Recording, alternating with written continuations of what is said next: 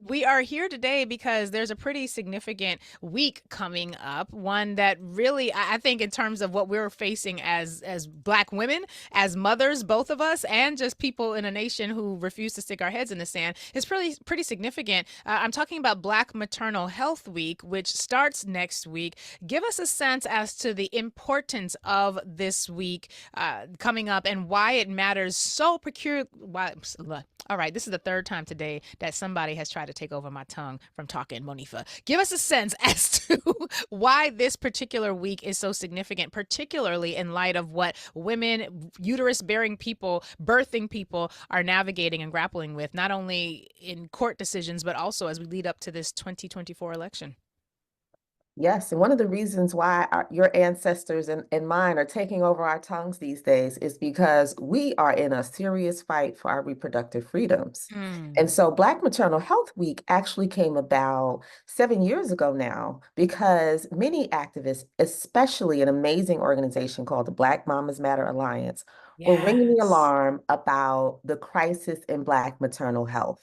Mm. We're telling people that the United States is an outlier amongst developed and rich nations, really ranking last in maternal health outcomes, meaning that more women here who give birth die due to complications during childbirth, most of which are preventable, or get maternal morbidity, face Mm. severe, chronic, ongoing health conditions because of things that happen during childbirth. And then on top of that, Black women and Indigenous women are faring the worst, right? That they Mm. are 3 to 4 times more likely to die giving birth in the United States. Again, one of the richest countries in the world are having these statistics and these racial disparities. So Black Maternal Health Week kind of exploded on the scene saying, look, this should not be this way. There is nothing inherently wrong with Black women's bodies. That's right. Women have been giving birth to babies since humans have existed. That's And there's right. a systemic issue here, right? And it's rooted in racism, not rooted in race. There's nothing wrong with us racially, but it's this Exactly. racist system. And so Black Maternal Health Week starts April 11th and it runs through April 17th. Mm. And it is a series of amazing on the ground events. There's going to be seminars, there's workshops, so many amazing organizations, even here where we're from in Brooklyn, like Ancient Song Doulas, are Oh, doing all yes. kinds of amazing work to get rid of these disparities and make Yeah. healthy outcomes a reality for Black women.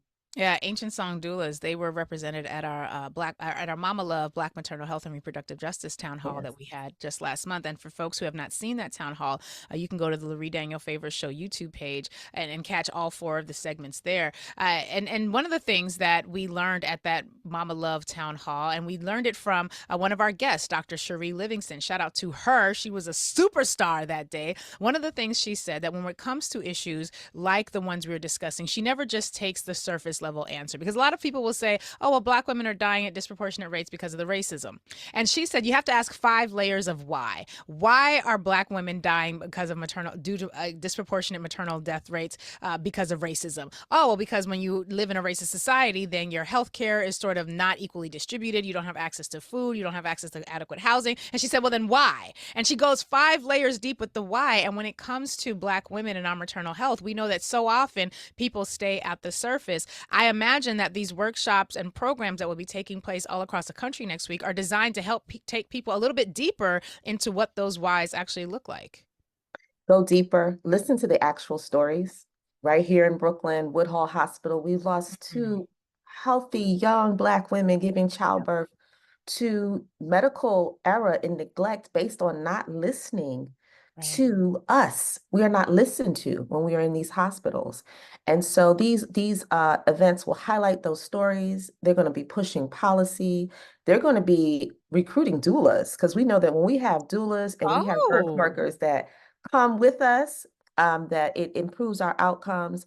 And so, of course, our ancestors are taking over our tongues sometimes because we also have a deep history of having and being at the root of great birthing outcomes. Black That's women right. were the initial midwives and That's doulas right. in the United States for our families and for the families that enslaved our Mm. mothers. And so we have the know-how to fix this, and we're kind of stepping into that power with Black Maternal Health Week. Wow. And I'm seeing some folks in the Nubia chat are tweeting out. Shout out to Mama. Oh, shout out. Yes. Hey, Mama Simone. Love you. Mama Simone has just posted in the Nubia chat, and we'll tweet this out as well, that you can also get information at blackmamasmatter.org. That's the organization you just mentioned. It's blackmamasmatter.org/BMHW, BMHW, after the forward slash. And so, Monifa, truly, the organization Black Mamas Matter is still mattering. They are the initiators of this week, as you said And earlier, lead it to this and day. lead it. Ah, We I are love that. flanking them. I mean, if people want to follow what's happening online, they have an amazing hashtag, BMHW24. So that's Mm, BMHW24 hashtag. All I love that. platforms. We're going to be throwing down flanking Black Mamas Matter Alliance. This is important. BMHW. I've typed it in wrong. I want to go to it. BMHW 24, you said? Oh, Yes. yes. Okay. Yes. All right. And so we need to also be following Black Mamas Matter on the Twitters. They're at BLK Mamas Matter in that space. And yeah, we're seeing a whole host of information. So, Monifa, as one of the organizations who's uplifting this work and helping to amplify it, what should we be doing as it pertains to our connection to Moms Rising? You had me at recruiting doulas. I was already a fan of this effort, but the idea of recruiting doulas, because Chad, one day I'm gonna be a doula, if not a midwife, after I finish my law Listen. thing.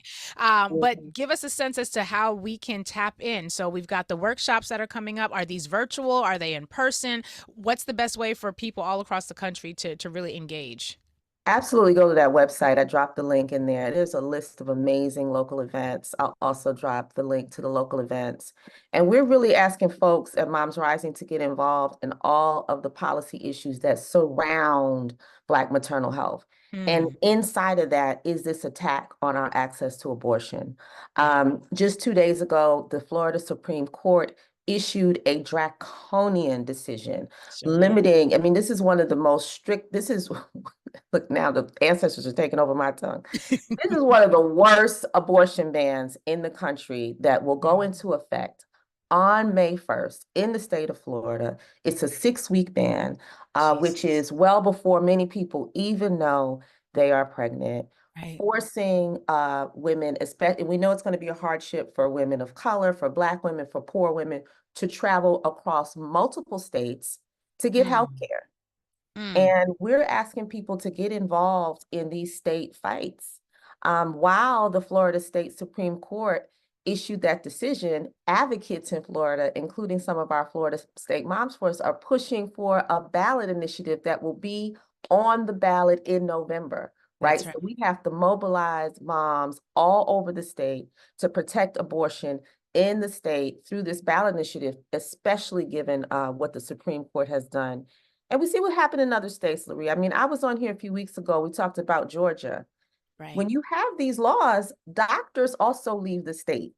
Mm, So you can't even access the health care you need when you want to give birth, right? For right. pregnant Right. women who are seeking, it creates deserts of obstetric deserts in these states when these bans take effect. Wow. So this is not pro-life. This is not Mm, pro-life. Black mm. Maternal Health Week is pro-life. Black Mamas Matter That's Life right. is about living and thriving. But these bans on our reproductive freedoms are about harm and control. That's right. And I think we're seeing folks in the upper echelons of some of the political parties paying a different type of attention. Biden Harris HQ, their headquarters site on Twitter, they've got over 250,000 followers there. They have a new header up on their account, and it's a copy, an image of Donald Trump's tweet where he said, "After 50 years of failure, with nobody coming even close, I was able to kill Roe v. Wade." So we are certainly seeing how the Democrats are using what we all have in terms of real fear and real concern. Monifa, I am concerned that if this election goes the wrong way, that we are. I've been talking about Project 2025. Child, I scare my own self sometimes. I've been concerned about not just what's happening with access to abortion, but the threats against the morning after pill, mifepristone. We know that birth control is coming down the pike. I am very concerned, and I feel like I'm running out of ways of describing all the ways that this could be horrible without sounding hyperbolic. And so having the ability to focus on Black maternal health during this week is going to be hugely important because I think it will help to further inform our communities of just what is at stake. And I've said this before. I know that we have a whole lot of people right now, myself one of them, who are very concerned with this government's international positioning on a whole host of issues. And I think that there has been a lot of concern that there's going to be a turning away from the ballot. A lot of people are planning to either not engage or engage differently and vote down ballot, but not vote for the president. But I think if they are able to be successful in terms of of maintaining the White House, it will largely be because of the concerns that we have about reproductive justice. And Monifa, it's not just uterus bearing people. It's not just the birthing people who are concerned. People who impregnate, people who have penis bearing people are You need also to be very concerned, everyone. concerned. Yes. So there's a role for men to play in this as well, because we're seeing in states like Kentucky, Iowa, a whole host of states where we're seeing legislative efforts to ensure that they are going to take this "you are a human" from the point of fertilization to the mat, and they're trying to now to pass legislation that will have men on the hook for birth control from, or not for birth control, for child support from the time of implantation, from the Listen, time of attacks on conception. IVF, Oh, it's crazy. There's like a whole, you open the door sometimes to your kids' room, you be like, ah, and close the door. Like there is so much junk in there that is designed to control, to basically control us, right? To get rid of our bodily autonomy and yeah. therefore have a stronghold on what's happening to our families health-wise, our family economic security. There's so, but at the same time, pushing back on access to affordable childcare, pushing Mm, back on parental leave, family leave, pushing mm, back on all the things, attacking WIC, right? mm. But then wanting to attack birth control and IVF. So it's really it's disheartening, and I don't want people to feel like there isn't a good, strong fight to join. Right. There was a press release that just came out from our partners in Nevada. They're getting abortion access on the back, and they have surpassed their 6-week mark. They thought they would Wow. have maybe 50,000 signatures by now. They have 110,000 signatures going Wow. into their deadline to get abortion on the ballot. And so I think we're going to see similar to what we saw in Ohio. The Yeah. voters will have the last word. That's what you were Right. touching on. Yep. But we have to stay vigilant. We have to, as they say, keep our foot on that neck That's right. to That's protect right. ourselves and our daughters. Yeah. And I think we're going to have to keep our foot on that neck to protect our right to vote. We are now seeing increasing conversation, open with a full chest kind of conversation from a number of key leaders in white Christian nationalist circles who are saying that in a Project 2025 America, which is something we talk a lot about on this show, in a Republican America after November 5th, 2024, that they don't want women having the right to vote. We had one clip where one pastor said that if women have the right to vote, then if we have a Christian nation on day one, give women the right to vote, and we will not still have a Christian nation 50 years later because of the way that women tend to vote. So, Monifa, I saw a meme recently that was a series of dominoes just sort of laid out on the table, about to be, if one knocks over, it can knock over all the rest. And the cover of the first domino was called birth control. Or no, I'm sorry, the first domino was called Roe versus Wade. And behind it stood IVF. Behind that stood birth control. Behind that stood all of these rights. And then at the very end was Jim Crow and slavery. And Roe versus Wade, that domino was saying, I'm not the end game, I'm just the beginning. And as Roe is preparing to get knocked down, all of these other rights, including rights that keep us off of plantation, Monifa, they are all being implicated. And when you have people right now who are really working to ensure that a political party is able to secure office and making sure that women won't have the right to vote once that political party has secured office, give us a sense as to, I hate asking this question, but it's an important question. How bad could this get? Because it's all connected. We have an amazing, brilliant scholar, Kimberly Crenshaw, that talks about intersectionality, right? And that these Yes. systems of oppression work together on our bodies and on our families and communities, right? That's Right. because they have a very similar and aligned end game. in their Mm, sights. So it doesn't matter if it's the people who are attacking voting rights, attacking access to abortion, attacking the true teaching of history in school, right? They can seem like, okay, those things are very different. They're not, right? These are interlocking systems that want to take us to a very white supremacist and patriarchal back time, right? It's yeah. not make America great again. It's make America patriarchal and white supremacist even more than it already is again. Is Mm, what the letters should spell out. And right. so it is just one piece, right? And as you chip away at some freedoms and some rights, it makes it easier to chip away at the others. And I really want to underscore you said about women voting and Mm, how they're saying that if women vote, we can't achieve that end goal, right? Of concretizing the patriarchy, of making the white supremacy stand for another 500-600 years, is because not only do women vote in a particular way that pulls against that, but right. Black women are at the lead in voting in ways that are progressive, in Mm, voting for ways that promote democracy, yeah. egalitarianism, that protect children, that protect the most vulnerable, our LGBTQ. We kind of like are the tip of the spear amongst women voters in terms of really protecting communities and families, right? And so stripping, that weapon from people who want the aspiration of democracy, because it's still a journey Right. that we've been on, Right. right? All of these things are connected and it could get really bad, but I don't think that it will because I look at what our ancestors were able to do, Lurie. Mm, Like, just take a second. Let's take a moment. Let's think about Fannie Lou Hamer. Let's think about Ella Baker. Let's think about that's Harriet right. Tubman. Let's think about the Harriet Tubmans whose names we don't know because Mm, we know that there were thousands. that's right. We can do this, y'all. I want Mm, everybody listening to know we can do this. When we really think back to what we have been able to do, what our mothers have been able to do, right. we don't have to go back in that way. But that is the goal.